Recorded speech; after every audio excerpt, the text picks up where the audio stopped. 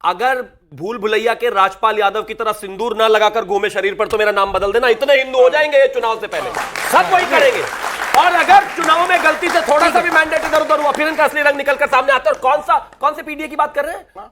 बहन कुमारी मायावती जी पर हत्या करने की कोशिश करने वाले लोग ये, ठीक है। बाबा साहब को गाली देने वाले लोग ये, एक सेकंड, पंडितों को गाली देने वाले लोग ये, कुछ नहीं है, ये तो सिर्फ तोड़ना चाहते हैं। ठीक है भाई, ये है तोड़ के सरकार, भाई ठीक है, ऐसा कहाँ लिखा है भाई? क्यों आप ऐसा कहाँ लिखा है कि हिंदुत्व की बात सिर्फ आप ही कर सकते हैं, वो नहीं कर सकते? हनुमान की शरण में आप ही जा सकते हैं, वो नहीं जा सकते? उनको भी पूरा हक है। मतलब आपके संकट तो हरे, वो उनके संकट हरे तो दिक्कत। रुकिए एक मिनट, ठीक है शादाब, हम तो हाथ जोड़कर कहते हैं जाओ ना भैया। अब क्या मर्यादा पुरुषोत्तम भगवान श्री राम से लेटर लिखवा के लाए क्या इनके लिए? आओ, कौन रोक रहा है? लेकिन हम नहीं रोक रहे। वो पीछे से छुप छुप कर जो ऐसे ऐसे करके जिनसे वोट मांगने जाते हैं, उनका डर है इनको। हमसे नहीं रुक रहे, हम तो चाहते हैं।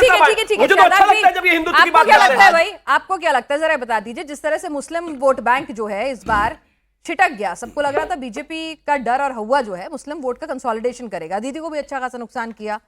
अब ये पार्टियां धीरे धीरे मुस्लिमों से भी एक डिस्टेंस बना लेंगी, आपको ऐसा लगता है, जो पूरे थ्रू आउट एक मुस्लिम वोट बैंक की राजनीति कर रही थी?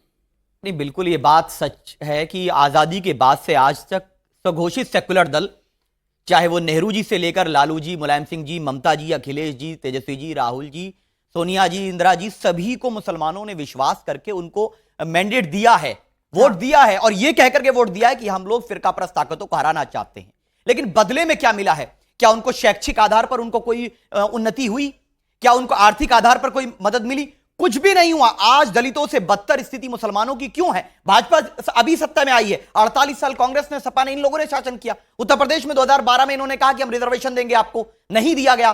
तो दोनों के दोनों लोग, आज भी जो मंत्रिमंडल का विस्तार हुआ 2 दलों का है। आप कह रहे बीजेपी का, मैं कह रहा हूं तो बीजेपी के नेताओं का, और समाजवादी ने जो तैयार करके एक्सपोर्ट किए हैं नेता, ये तैयार करते हैं और हिंदुत्व के लिए एक्सपोर्ट कर देते हैं। बीजेपी में 2 पार्टियों का आज नहीं, हमारा सीधा सवाल है, ठीक है आप नाराज हैं, आपकी नाराजगी जायज हो सकती है इन पार्टियों से, लेकिन हमारा सीधा सवाल है कि बंगाल के नतीजों ने, क्या ये जो तमाम पार्टियां कहती थी ना कि मतलब मुस्लिम ब्रदरहुड उनके साथ खड़ी रहती थी, अब थोड़ा वो डिस्टेंस मेंटेन करेंगी? क्योंकि कई और सारी पार्टी आ गई हैं, अब मुस्लिम एकजुट होकर बीजेपी के खिलाफ वाली पार्टी को वोट नहीं कर रहा है।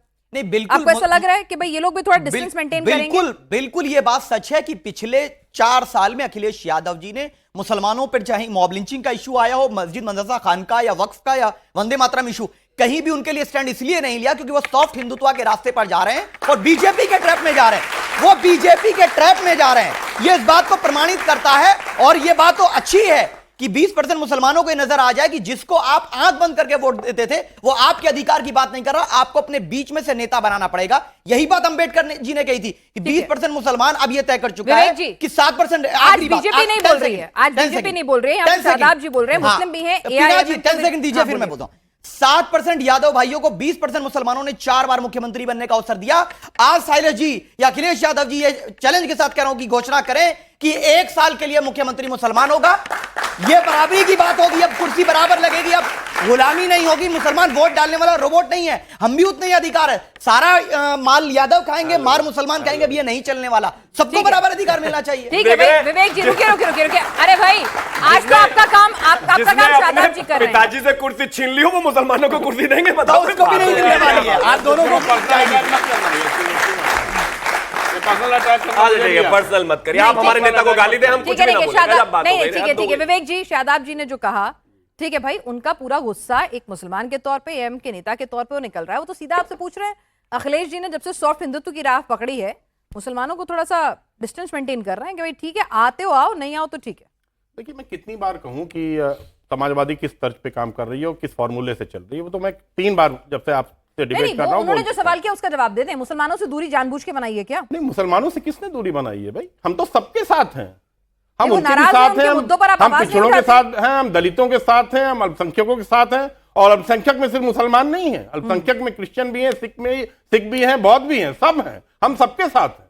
समाजवादी पार्टी की वो नीति कभी नहीं रही है। और जहां तक परिवार की इन्होंने बात की, तो आप बिहार में देख लीजिए, सम्राट चौधरी जो मुख्यमंत्री बने, उनके पिताजी शकुनी चौधरी थे। बनने और छीनने में निशांत, फर्क होता है भाई। आपने क्या किया, बनाया, छीना, वो आप ही जानो ना, आपको मुबारक ये डिबेट परिवारवाद के मुद्दे पर है और ना ही पर्सनल। इन्होंने बात रखी ना, शुरू किया, जिसने अपने पिताजी से उनको सुन कुर्सी छीन ली और लीजिए। शिवम, आपने शुरू किया था तो जवाब उनसे मेरे को लेना पड़ेगा और प्लीज बिल्कुल निशान का मना कर रहा हूं, बस मेरे से भी ले लेना। नहीं, पर ऐसे तो फिर मेरे टॉपिक ही डिरेल हो जाएगा।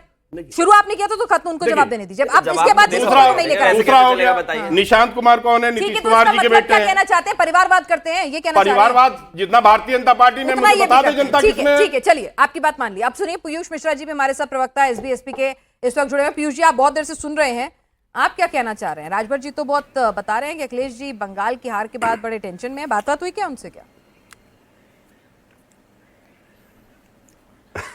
देखिए पिनाक जी, सबसे पहले तो आपको मैं स्पष्ट करूं कि जब वेस्ट बंगाल का रिजल्ट आया उसके बाद समाजवादी पार्टी के राष्ट्रीय अध्यक्ष अखिलेश जी 4 घंटा बेहोश थे ये, उसके बाद ये चले गए, इतने सदमे में आए, ये मिलने चले गए। अब जाके इन्होंने ममता जी को जानते हैं क्या बात ऐसी कर रहे हैं,